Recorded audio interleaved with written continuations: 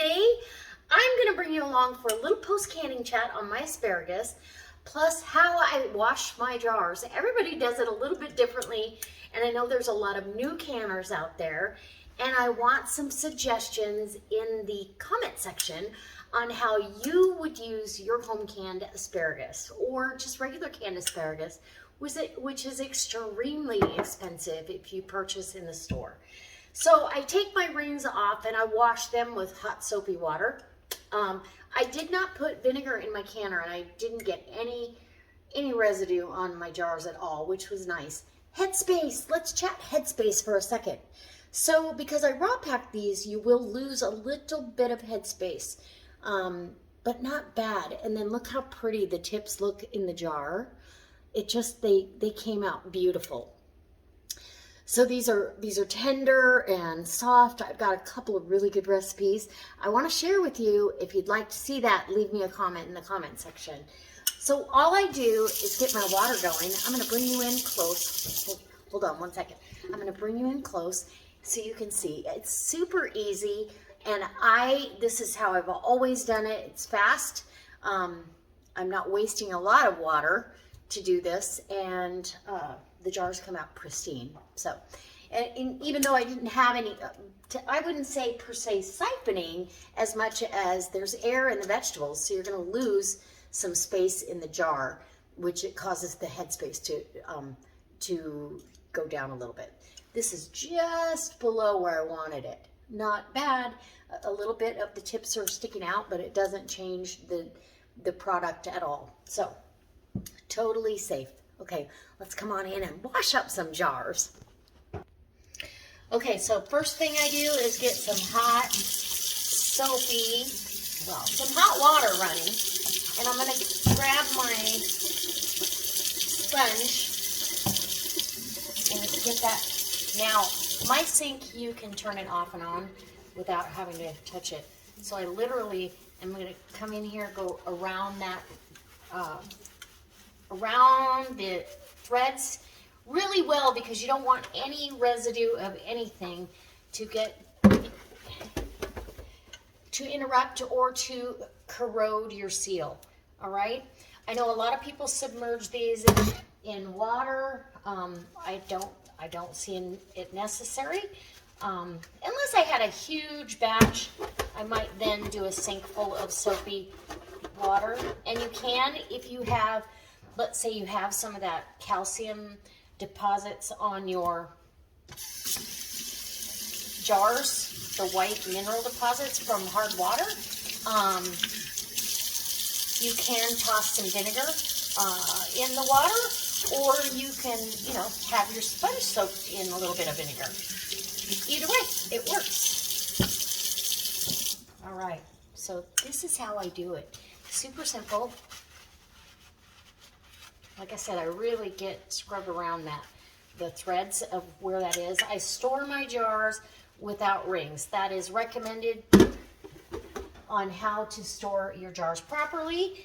The reason you don't want your lids or your rings on, they can rust on there if you live in a humid climate, which I do, but I've never stored them with the rings on. And just a good rinse until you feel squeaky and there's no soapy residue. And love this. And the jars just look so pretty. And these, if you watch that canning video, I did these tips with some freeze-dried garlic in there, and that's going to add to the recipe that I have coming up. If you'd like to see that recipe, again, leave me a comment.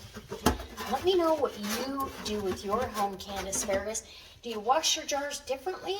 I mean, it doesn't take much soap, doesn't take much water,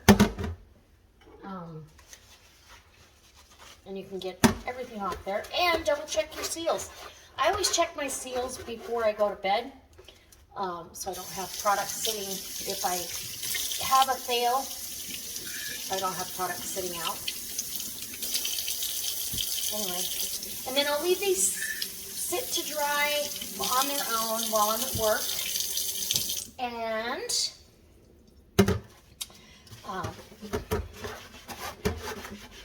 I will label them tonight, date and label them. The month I can them is all I do, the month and year. And trust me when I tell you, these will be gone before you know it.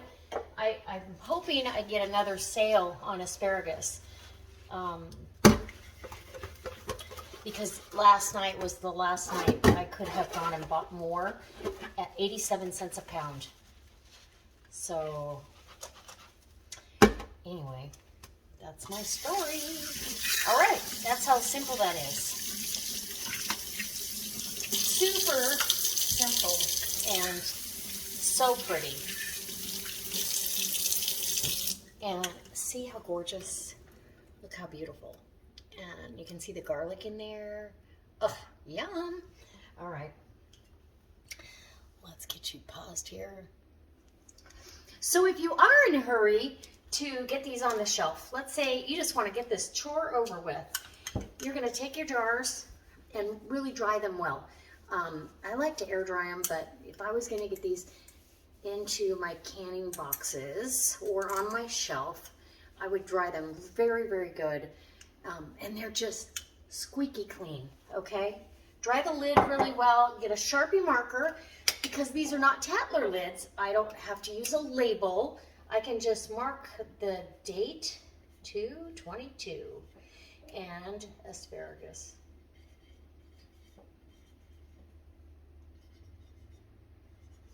Okay.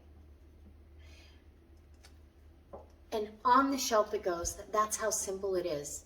You just label it and you're good to go. Okay, I'm gonna go ahead and dry the rest of these because I feel like then I can just clear my counter and get ready to wash my canner.